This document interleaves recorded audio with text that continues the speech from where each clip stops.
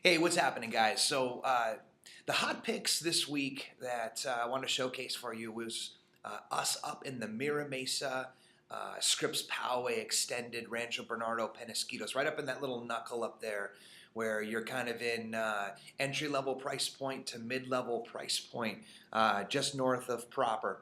And five homes on the docket that we went out and saw. On Saturday. First one was over in Trails End, and this one is in Mira Mesa West. Perfectly sized layout, perfectly positioned within the community. Three bedroom, two bath, 1,334 square feet. What was unique about this one, as you can see from the photo, there's a lot of money that the owner put into this. And you can see from my notes down here, it was very nicely redone. They updated just about everything. The only exception I would have taken to this is that old compartmentalized feel, while there was a lot of money that went into the kitchen and now like pretty much no stone left unturned in terms of things that they had put money to and touched. But that wall, boy, if you could just open up that wall between the more traditional compartmentalized living room and the kitchen and give yourself a little bar or island feel to separate the two, it would have really opened up that smaller 1,134 square footprint and made it something really nice. Cool backyard there as well. That was a nicely done nicely. The home show is nice. This one over here on Handle Way was very interesting. Now you can see from the map, it's sitting right up off the back of Mira Mesa Boulevard. So you've got some functional obsolescence that's going on there, to be sure. But to help juxtapose that, right? The backyard was like a park. I'm telling you. I mean, if my 34-point font here with my finger didn't tell you the whole story. So inside the home, it was a 4-bedroom, 2-bath, 1636. So the footprint had been extended in the sense that they had taken what typically would be like the beginning of the backyard or back patio covered area, and they had actually increased it and doubled the size of their living room. So they had the traditional living room, then they had the kitchen, then they had the actual blown out addition room, and it showed really well. There were some things that I would have done to it a little bit extra if I had the chips to do so, like the interior was not very updated, but that's great for someone to come in with a nice carte blanche and make it their own.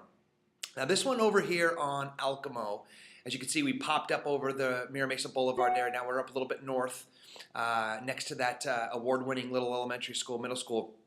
Also a 4-bedroom, 2-bath, 1366, so the more towards the traditional square footprint there. But what was unique about this one is that it was done by a flip company, okay? And it wasn't really flipped. They had gone in, I think they painted the walls and maybe put some new flooring in, that was it. All the rest of the stuff was stock. Windows, kitchen, the wet area, I think it may have been updated, but it wasn't updated by the company. It looked like it had been updated by the previous owner. And the backyard was really funky. It was like an oblong, sort of hexagonal shape, and it was a little weird. You can see I put weird backyard back there. So I don't know where that one sits for me. It was sort of moot at that price point to 460 to 480. Now, next on the road up in Poway, this guy over on Utopia. And Utopia, yes, in the sense that the street was very utopian. This little area up there, once you get up to Star Ridge, is a beautiful little spot to call home. This home in particular, boy, this was having a lot of trouble. It is a short sale, and you can tell they've been on the market for almost a hobby over here at 151 days. They probably popped in and out in escrow a couple times. I didn't check the history. It's not important. But the footprint was strong in that it was a 4-bedroom, 2-bath, but it wasn't really a 4. The footprint was actually only a 3. And what they had done is they'd taken the 2-car garage, relegated to a 1-car, and built a little office in there. And, making no warrants about that done through the city or not, right? So, but more importantly for me is, yeah, okay, the inside needed to be totally redone. It was a short sale, it had been abandoned. Down here, you could see there was some serious functional, foundational issues, excuse me. The stem wall on the north side was bulging, and it was a fissure that had cracked, probably 2-inch all along the north side of the perimeter of the foundation of the stem wall down there, and it just looked like it was hurting. So I'd try to stay away from that one unless you had the chips to go in there and the know-how to immediately remediate the foundation issues and then bring that up to the standard of the par of the street. And that was the good part about it, is that it's a good street that could fetch a good price if you can make the rest of the numbers work. Last on the list is my favorite. This is the one over in Avenida Grande.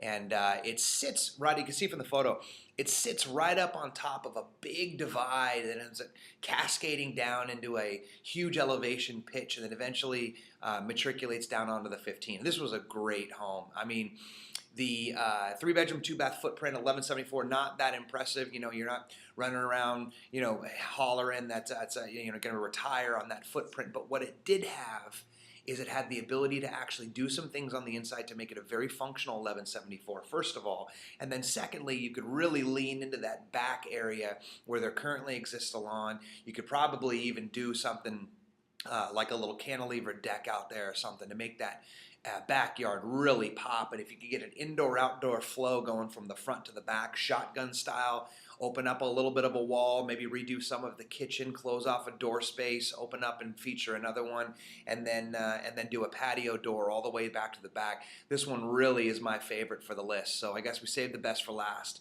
in that capacity.